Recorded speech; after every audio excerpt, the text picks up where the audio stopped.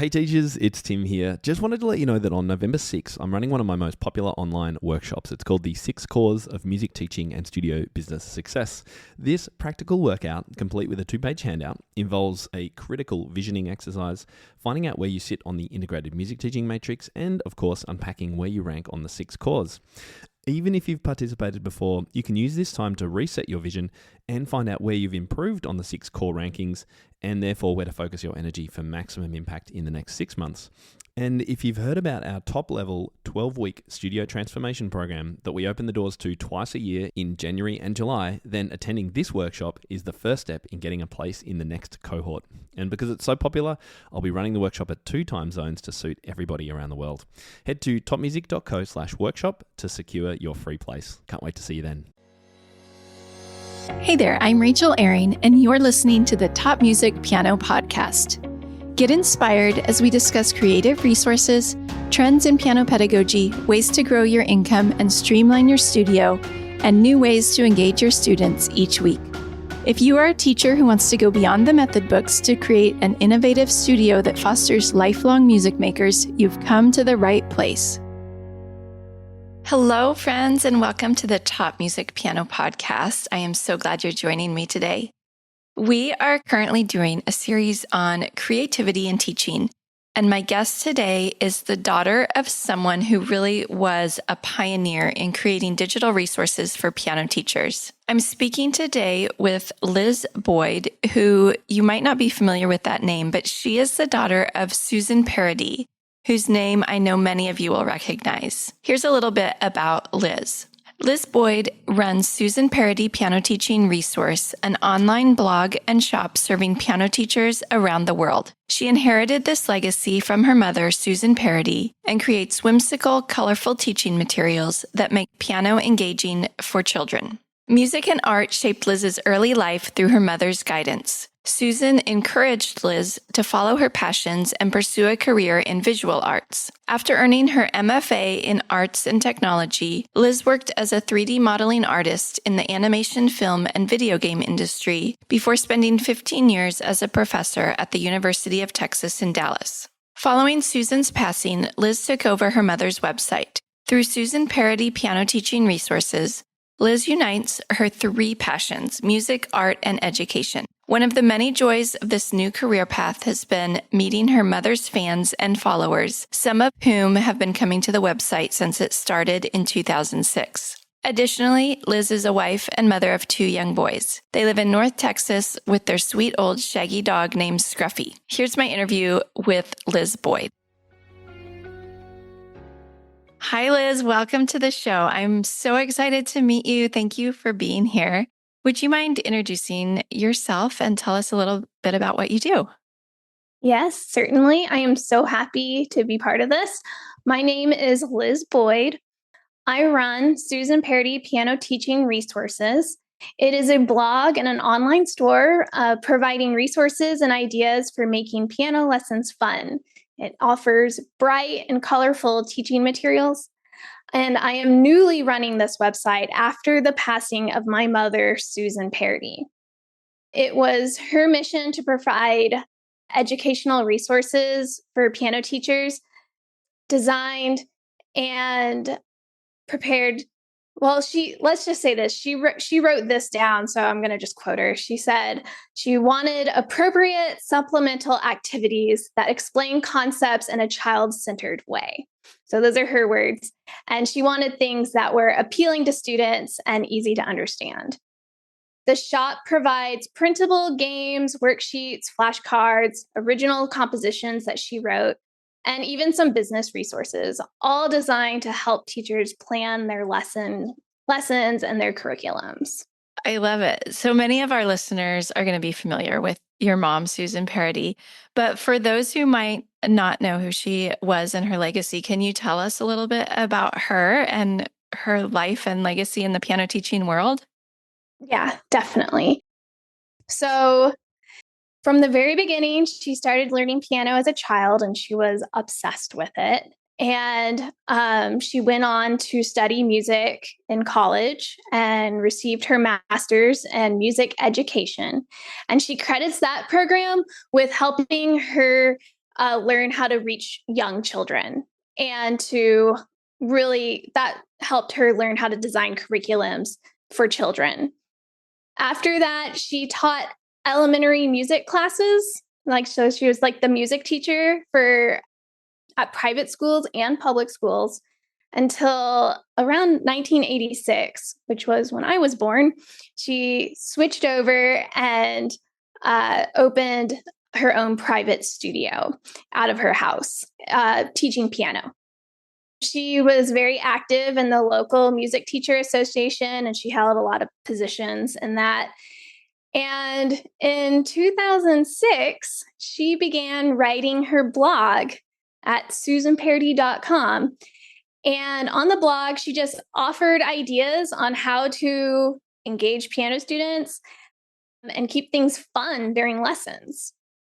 It's the same site that is up today, although, it's had many facelifts over the years.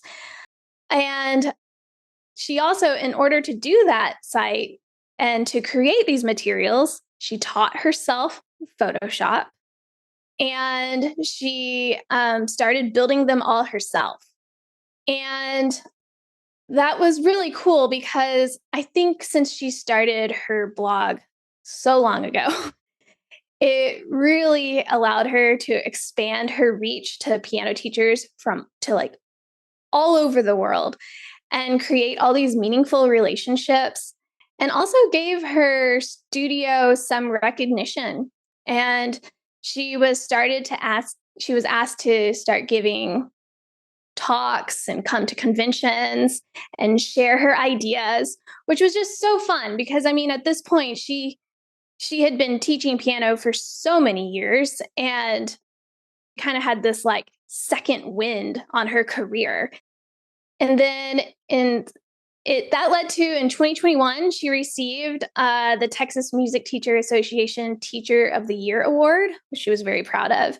And 2 years before that, back in 2019, she received the Fellows Honors for the Music Teacher National Association.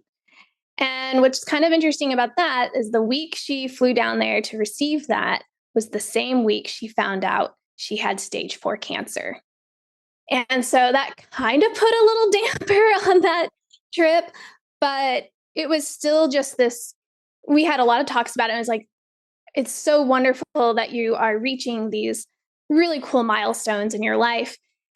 And she fought her cancer for 5 years. And the thing that brought her probably the most escape from it and the treatments was continuing to work and make products for her store. So even after, at some point, she had to stop taking on new students and slow down her practice of her studio. And she was able to still be completely connected with the piano teaching world.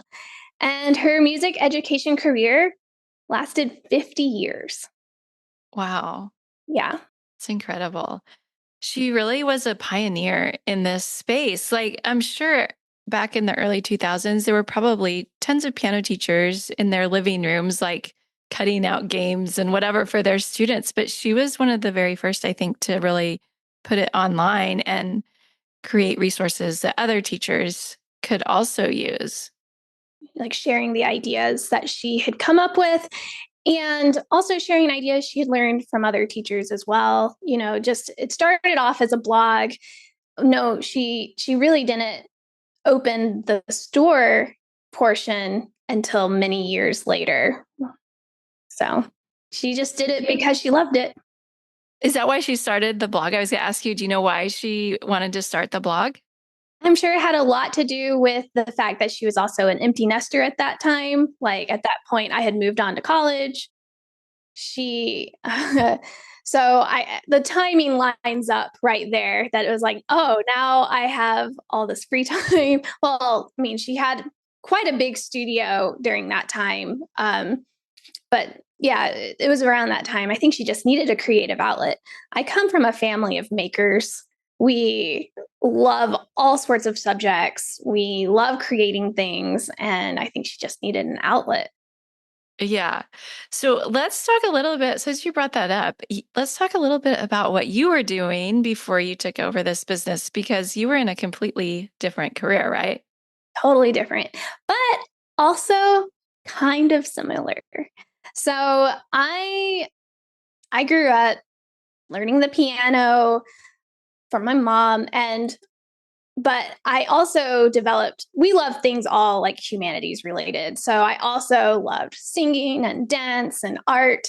And I really fell in love with art. So and I loved Disney movies.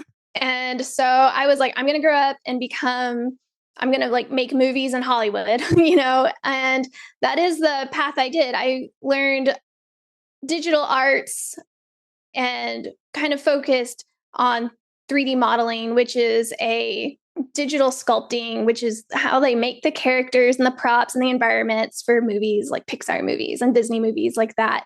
And so that's what I was doing. And I worked in that industry, working on films and living that dream. When I transitioned over, that's a very interesting industry. You tend to work as long as the movie is being made, and then you have to find a different job and work in a different studio. It was very, very nomadic. Also, at the same time as I was doing that, I was the same industry, same technology is also used to make video games. So that's another thing I would work in as well, as video games. And so after that, I switched over to teaching. I have my master's of fine arts and arts and technology. And so I was able to teach at the college level as a professor and teach those skills that I had learned working in that industry. And so the things that actually, it's true that the things that I worked on weren't very music related, but as far as building a website and running this business and creating digital games, that's kind of right up my alley. So it's so special to be able to bring the music back into it because it makes me feel so close to my mom. Okay. So talk a little bit about the transition into running the website. Was it something that you kind of always knew you might take over, or was it something that you wanted to do, something you felt, I guess, obligated to do? How was that? That's a great question. So the transition over to it, well, first of all, my mom found out she was sick, and then we had 5 years to kind of discuss it, And so she definitely wanted me to take over. She wanted to collaborate with me ever since she started the blog. And every once in a while I'd be able to like get a little bit of time out and draw something for one of her products, but I couldn't do that. I was pretty busy. And so I knew she wanted me to take over it. And there was no question in my mind that this website must continue. Like that was so ingrained in me just because she has this long customer and readership from so many years that so many people have written to me and said, "You're going to keep making the calendar, right? I use the calendar." And I'm like, yes, yes, I'll make the calendar. So that wasn't an option. At the same time, for the last 5 years, well, I have a 6-year-old son and a 4-year-old son. So I kind of had this transition as well. I was like, oh, I have small kids at home. Working this other job is kind of hard. It sure would be nice to be able to work out of my home. And so there was some of that. And it's like, if it was really up to me, I wish I could do everything, but there's just not enough hours in the day. And I just felt like this was in a weird way, a blessing that this fell in my lap when it did. And I'm like, this is a perfect time to transition. And it's kind of funny. I'm the same age that my mother was when she switched from teaching in schools to opening her home studio. So I feel like, in a way, I was like, oh, that's kind of a neat little parallel moment. So I also will say the industry I was in before, very quick pace, changes constantly. I was getting a little tired of having to learn new technology every 6 months and discarding what I had known before just to replace it with new. It's a lot of people get burned out in that industry. So Yeah, I can imagine. And especially when you have little ones at home, that's a lot to keep up with everything. Well, we are also happy that you've taken it on and that you're continuing what your mom started all those years ago.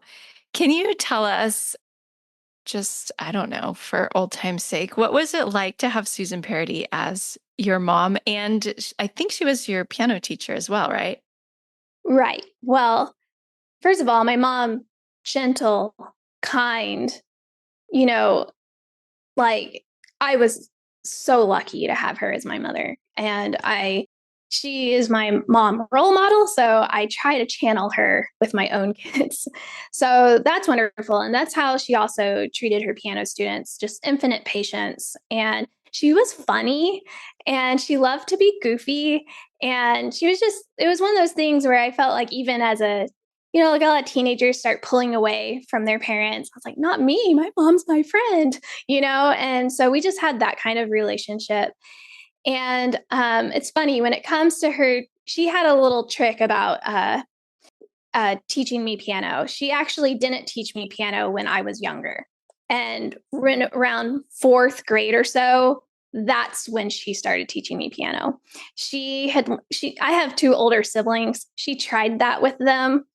It's just not the same. It's better, I think, to have someone of authority who's not related to you assigning you your lessons. But when I went home and practiced, I had her to help me practice. And that I realized, at the time I didn't realize how special that was when I was a kid. But now I realize I had my teacher and I had like a private tutor. You'd think I would be the best pianist in the whole world, but I'm okay.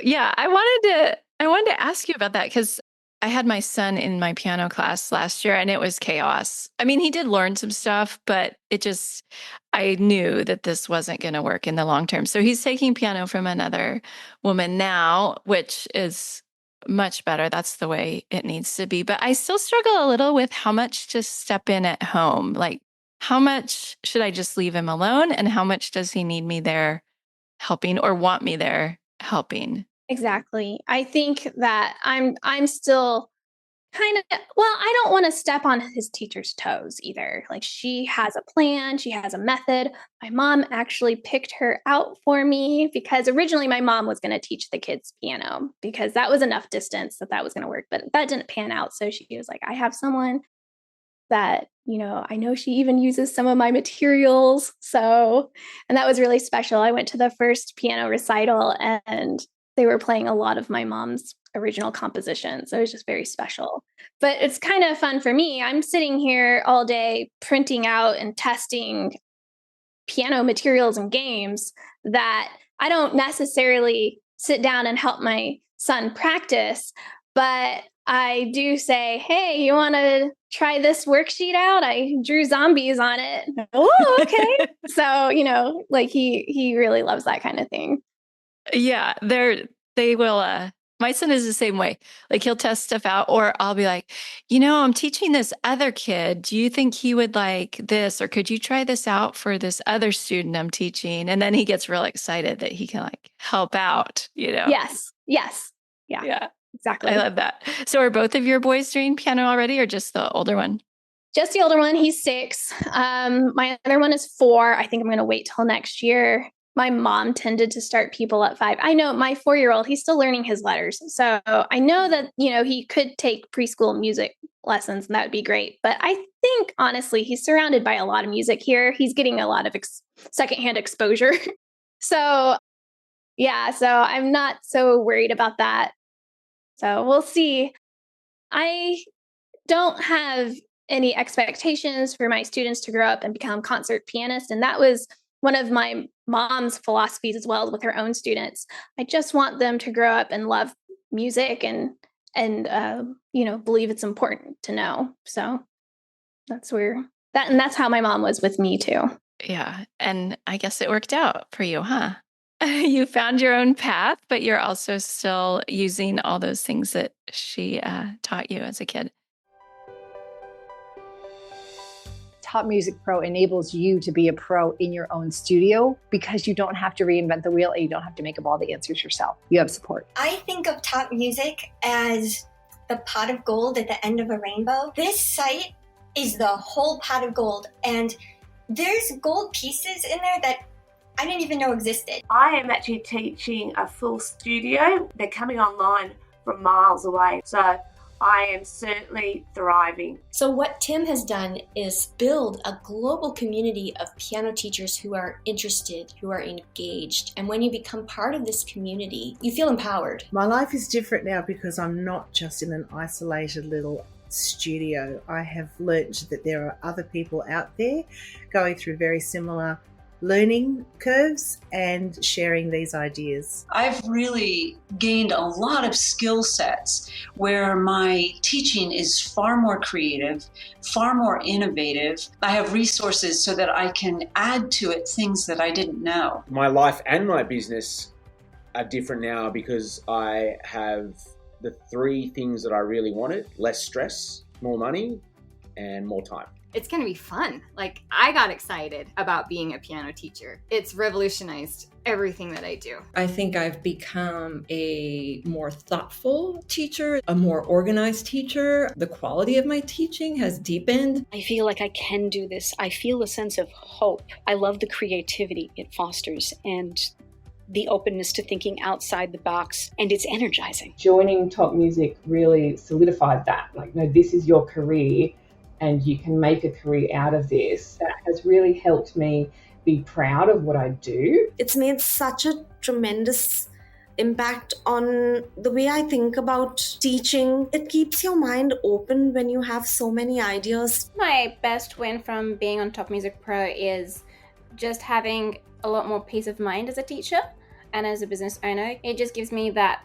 less amount of hours that I have to do with research and everything. It's a really good place to spend a few pounds, a few bucks a month.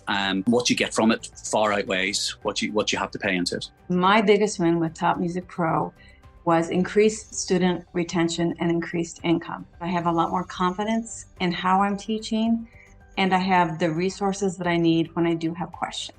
I probably went from about 35 students to maybe like 65. I ended up doing 3 classes and I had a waiting list. If I hadn't signed up with Top Music Pro, I probably wouldn't have realized that teaching piano is a real job and you can build your whole career around it. Let's talk a little bit about taking over the business and how it's been. What have some of the challenges been in taking over?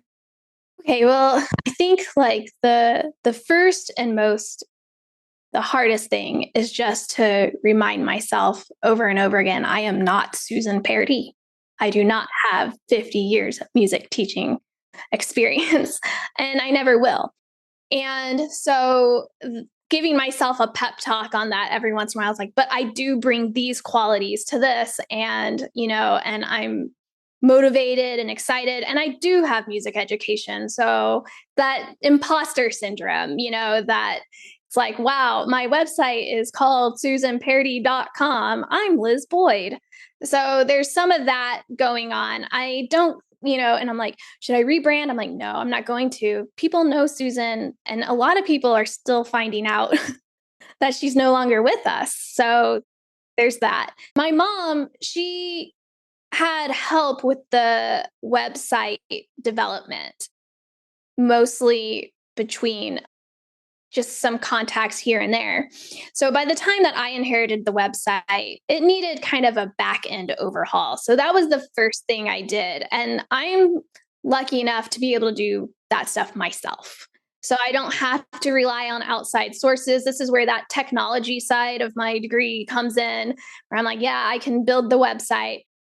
I can, fix those kind of back end things. If I don't know how to do it, I know who to ask. I know what the problems are. So I have that. And so that was probably my second biggest challenge, was just like, let's bring this website, the back end, into this current decade.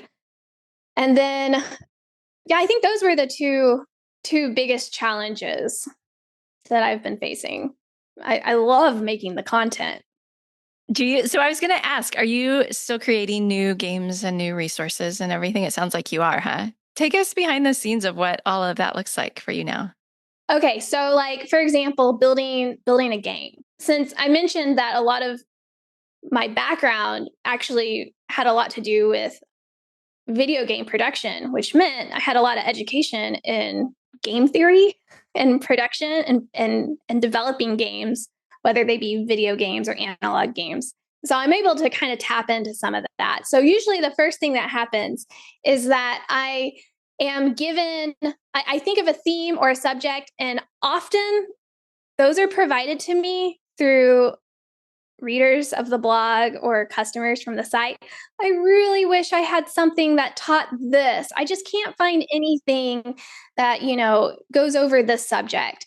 And then I go, great, that's a good starting point. So from there, I start building a game framework. I build a prototype.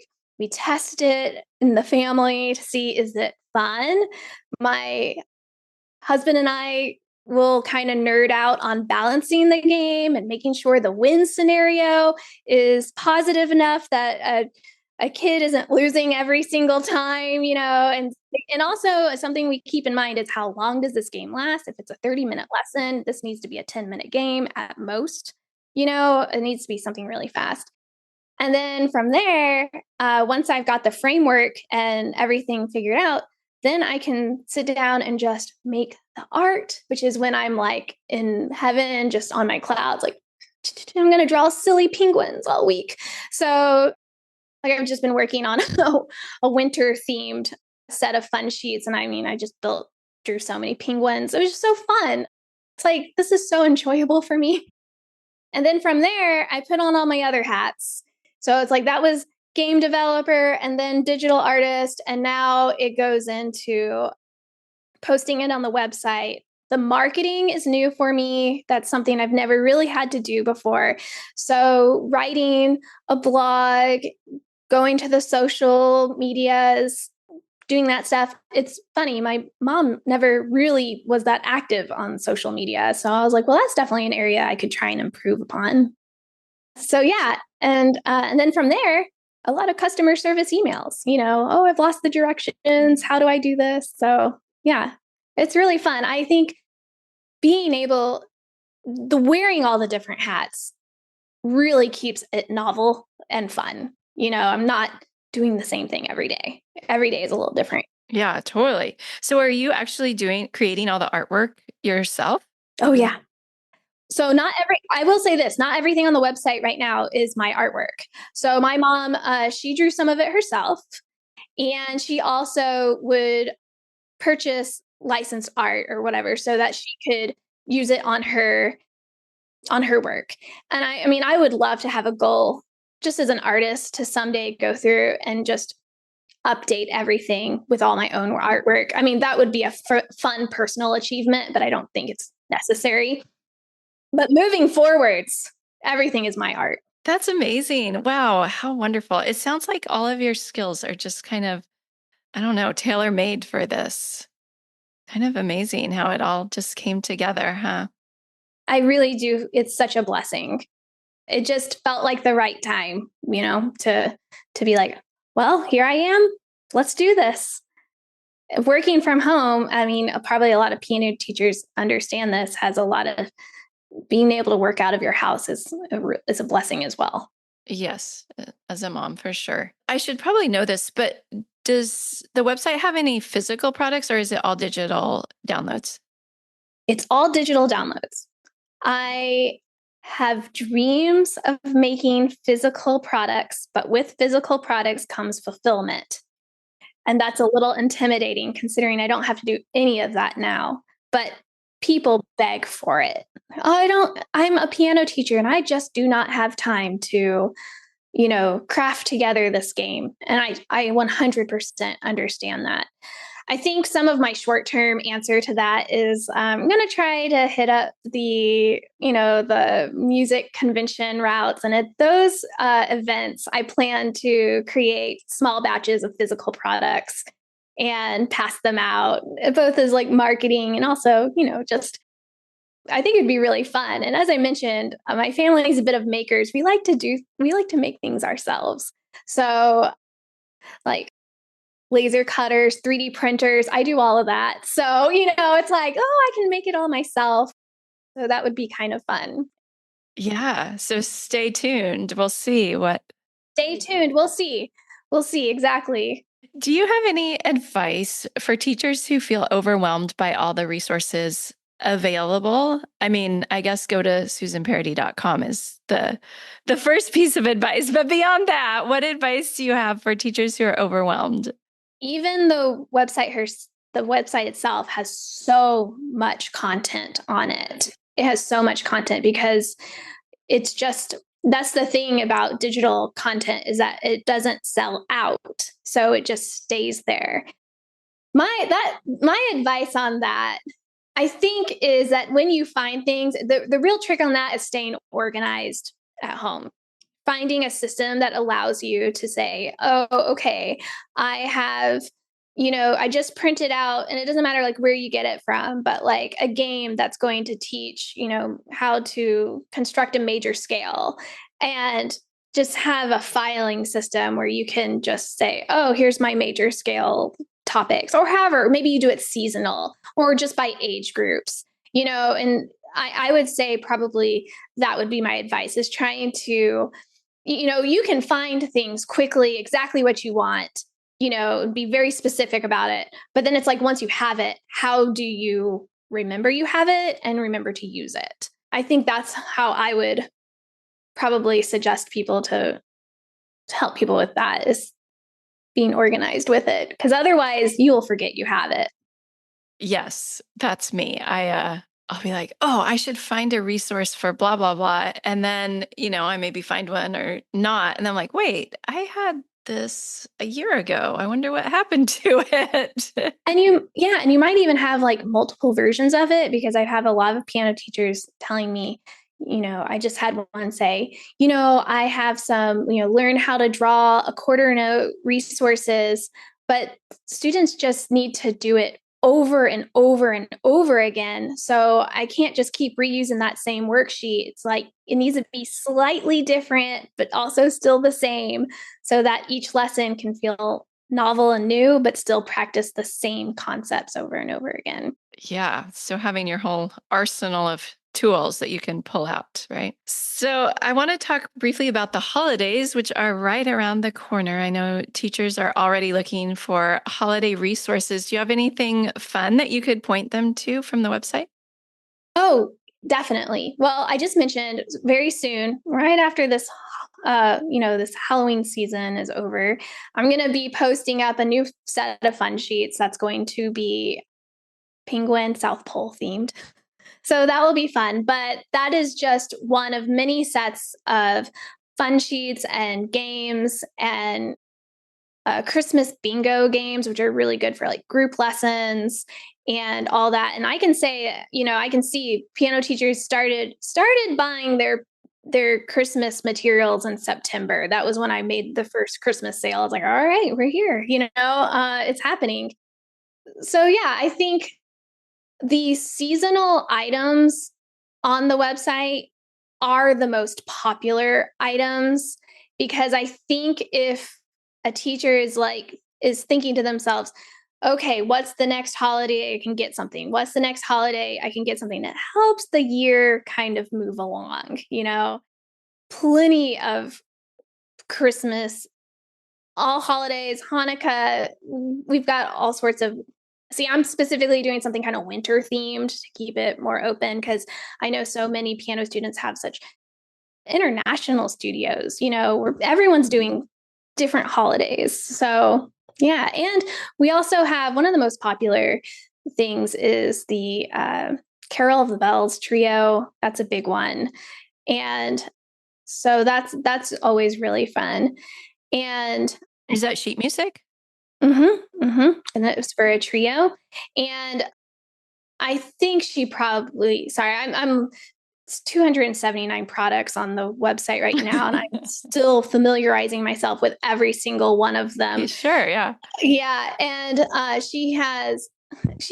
have. See, this is been an interesting transition for me, taking over this business. But pretty much any Christmas carol that you can think of is on there.